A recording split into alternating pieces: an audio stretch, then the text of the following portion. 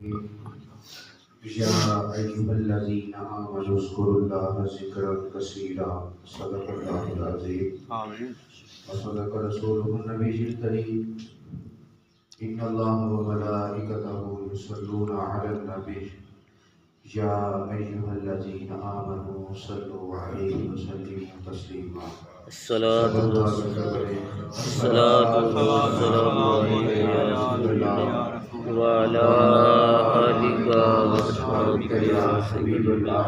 الصلاة والسلام عليك يا حبيب الله وعلى آلك وأصحابك يا رسول الله. آپ سب احباب کو السلام علیکم ورحمۃ اللہ وبرکاتہ۔ وعلیکم السلام۔ احباب عزیز وقار، اللہ تبارک و تعالی نے قرآن مجید میں ارشاد فرمایا کہ یا ایھا الذین آمنوا اذکروا اللہ ذکرا کثیرا، اے ایمان والو تم میرا ذکر کرو، کثرت سے ذکر کرو۔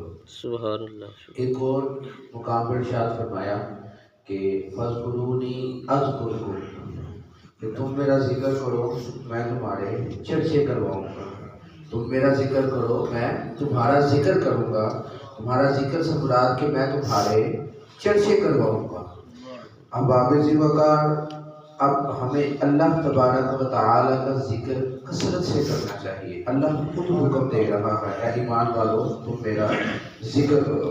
مجدد الثانی رحمہ اللہ تعالی آپ فرماتے ہیں کہ ذکر کی حقیقت یہ ہے کہ غفلت زائل ہو جائے۔ سبحان اللہ۔ ذکر کی حقیقت یہ ہے کہ غفلت زائل ہو جائے، کہ بندہ نہ ایک آن کے لیے بھی رب کے ذکر سے نہ غافل نہ ہو، ایک آن کے لیے۔ حضور نبی کریم صلی اللہ علیہ وسلم نے کیا ارشاد فرمایا کہ شیطان اولاد آدم کے دل پر نہ قبضہ جما کے بیٹھا ہے۔ شیطان اولاد آدم کے دل پر قبضہ جما کے بیٹھا ہے۔ جب وہ اللہ کا ذکر کرتا ہے نا شیطان بھاگ جاتا ہے، اور جب بندہ غافل ہوتا ہے نا تو پھر جو شیطان ہے نا وہ پھر وسوسوں میں ڈال دیتا ہے، وہ ڈالنا شروع کر دیتا ہے۔ مولا علی قاری آپ فرماتے ہیں، اب یہاں اس حدیث کے تحت لکھتے ہیں، آپ فرماتے ہیں جب بندہ غافل ہوتا ہے تب شیطان وسوسے ڈالتا ہے۔ جب بندہ غافل ہوتا ہے تو باقی وقار ہمیں پتہ چل گیا کہ ہم نے اپنے آپ کو غافل نہیں ہونے دینا۔ جب ہم نے اپنے آپ کو غافل کر دیا سمجھو کہ ہم نے شیطان کو موقع دے دیا۔ اب باقی وقار ہر وقت اس کا ذکر کرو، اس کو یاد کرو۔ اصل میں نا معذرت کے ساتھ بات یہ ہے، ہم رب کا ذکر کب کرتے ہیں پتہ ہے؟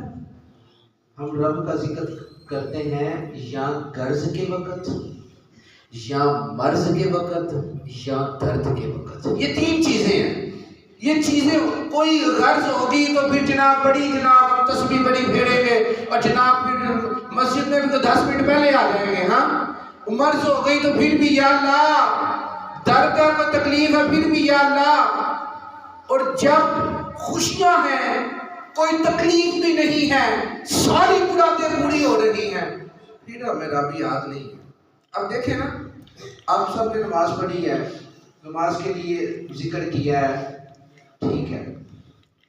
جنازے کے لیے چلے گئے، اکٹھے ہوئے، جنازہ پڑھا، ذکر کیا، ٹھیک ہے۔ میرا آپ سے سوال ہے، ان چیزوں سے ہٹ کے نماز، یہ جناب جنازہ لے لیں، کوئی ایسی جو مجالس ہیں جن میں ہم بیٹھ کے رب کا ذکر کرتے ہیں، ان چیزوں سے ہٹ کے خالصتاً اللہ کو راضی کرنے کے لیے کوئی آپ 24 گھنٹوں میں سے 5 منٹ بھی تنہائی میں بیٹھے ہیں اس کا ذکر کیا ہے؟ سوال ہے میرا آپ سے، تو غور و فکر کریں۔ ہم ان یہ جو 3 چیزیں میں نے آپ کے سامنے، ان کے علاوہ ہٹ کے سب کچھ چھوڑ کے رات کا وقت تنہائیوں کا، موبائل تمہاری انگلیوں کے نیچے گھوم رہا ہے، اور تم چھوڑ کے اس کو راضی کرنے کے لیے کبھی 5 منٹ بیٹھے ہو، اس کا ذکر کیا، ہمارے پاس وقت ہی نہیں۔ اب آپ اسی وقار اللہ اکبر، سلطان باہو رحمہ اللہ تعالیٰ فرماتے ہیں کہ جو دم غافل تے سو دم کافر، سن مرشد اہم سبق پڑھایا۔ ہاں وہ دیکھیں نا اس حدیث کے بعد بھی جب بندہ غافل ہو گیا پھر شیطان کو موقع مل گیا، ہم نے اپنے آپ کو غافل ہونے اور نہیں دینا، ہر وقت اس کا ذکر کرنا ہے۔ رات کو میرے سامنے سے یہ ایک حدیث طویل ہے، توجہ کے ساتھ بات فرمائیں۔ حضرت ابو ہریرہ رضی اللہ تعالیٰ عنہ روایت کرتے ہیں کہ رسول اللہ صلی اللہ علیہ وسلم نے فرمایا کہ فرشتے جہاں اللہ کے ذکر کی جہاں ذکر ہوتا ہے نا، ان محفلوں کو فرشتے تلاش کرتے ہیں، ڈھونڈتے ہیں کہ کہاں پہ اللہ کا ذکر ہو رہا ہے، اور جب ان کو وہ جگہ مل جاتی ہے نا، کہتے ہیں آئے ہماری مراد پوری ہو گئی، ہماری مراد پوری ہو گئی۔ حضور نبی کریم صلی اللہ علیہ وسلم فرماتے ہیں جس محفل میں اللہ کا ذکر ہو رہا ہوتا ہے نا، فرشتے ان کو نا ڈھانپ لیتے ہیں۔ سبحان اللہ، کیا کرتے ہیں؟ ڈھانپ لیتے ہیں، اللہ اکبر، ڈھانپ لیتے ہیں۔ رب فرشتوں سے پوچھتا ہے اے فرشتوں میرے بندے کیا کر رہے تھے؟ اللہ اکبر، یہ دیکھو توجہ۔ اب یہاں پہ ایک اور دلچسپ میں آپ کو نکتہ بتاتا چلوں، رب کو علم نہیں ہے بندے کیا کر رہے ہیں، رب فرشتوں سے پوچھ رہا ہے فرشتوں میرے بندے کیا کر رہے ہیں؟ فرشتے عرض کرتے ہیں ہماری تعالیٰ تیری تسبیح کر رہے ہیں، تیری حمد بیان کر رہے ہیں، تیرا ذکر کر رہے ہیں۔ سبحان اللہ، کتنا خوش نصیب ہوگا وہ شخص جو ذکر کر رہا ہوگا، تسبیح کر رہا ہوگا اور اس بندے کا تذکرہ رب کی بارگاہ میں پیش کیا جا رہا ہے۔ سبحان اللہ، پیارے فرشتوں میرے بندے کیا کر رہے ہیں؟ ہماری تعالیٰ تیرا ذکر کر رہے ہیں۔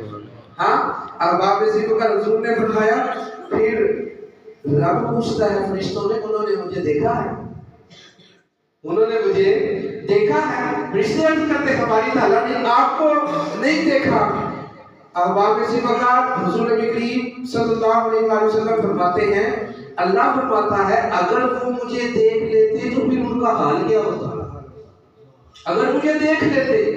اب آپ اسی وقت حضور نبی کریم صلی اللہ علیہ وسلم فرماتے ہیں فرشتوں نے جواب دیا کہ رب کریم سے اگر وہ تجھے دیکھ لیتے تو تیری عبادت اور زیادہ کرتے، وہ تیری تسبیح کرتے، وہ تیری حمد کرتے۔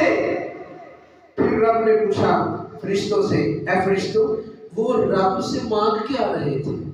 میرے بندے مانگ کیا رہے تھے؟ فرشتوں نے عرض کیا باری تعالیٰ وہ جنت کے سوالی تھے۔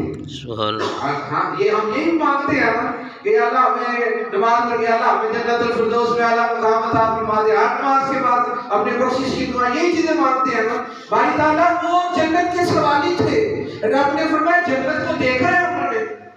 عرض کیا نہیں۔ اگر دیکھ لیتے تو پھر ان کا حال کیا ہوتا؟ فرمایا عرض کرتے ہیں باری تعالیٰ پھر وہ اور زیادہ ان کے دل میں طلب پیدا ہو جاتی، اور زیادہ حریص ہوتے۔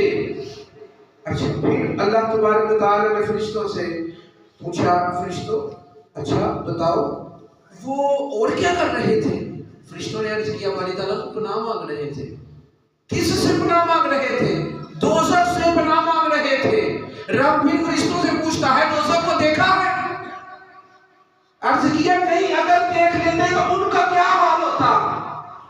تو فرشتے عرض کرتے ہیں وہ بھاگتے، اگر دیکھ لیتے تو وہ بھاگتے، اس سے راہ نم تلاش کرتے، اور دائیں بائیں بھاگتے اگر وہ دوزخ کو دیکھ لیتے۔ اللہ اکبر، رب فرماتا ہے فرشتوں تم گواہ رہنا میں نے ان کی مغفرت فرما دی۔ سبحان اللہ، میں نے ان کی بخشش مغفرت کا حوصلہ ہے، ذکر کرو اس کا، کثرت سے کرو بیٹھ کے، تاکہ ہمارا بھی ان جناب بندوں کی لسٹوں میں نام آ جائے۔ فرشتوں میں نے بخش دیا ہے۔ اب ان فرشتوں میں سے ایک بندہ اگر رب کی بارگاہ میں سوال کرتا ہے، عرض کرتا ہے باری تعالیٰ ایک بندہ وہاں پہ ایسا تھا ذکر نہیں کر رہا تھا، کسی کام کے لیے آیا تھا، یہ حدیث میرے سامنے کھلی ہے۔ اب ایک فرشتہ عرض کرتا ہے باری تعالیٰ لوگوں میں سے ایک شخص ایسا تھا جو ذکر کرنے والوں میں شامل نہیں تھا، وہ ان کے پاس کسی کام کے لیے آیا تھا، بیٹھ گیا تھا۔ رب تعالیٰ نے فرمایا ذکر کرنے والوں کے ساتھ جو بندہ بیٹھ گیا تھا وہ نہ محروم رہتا ہے اور نہ بدبخت رہتا ہے، نہ بد نصیب رہتا ہے۔ سبحان اللہ۔ اب یہاں پہ صرف ایک بات میں سمجھا تو میری گفتگو ختم۔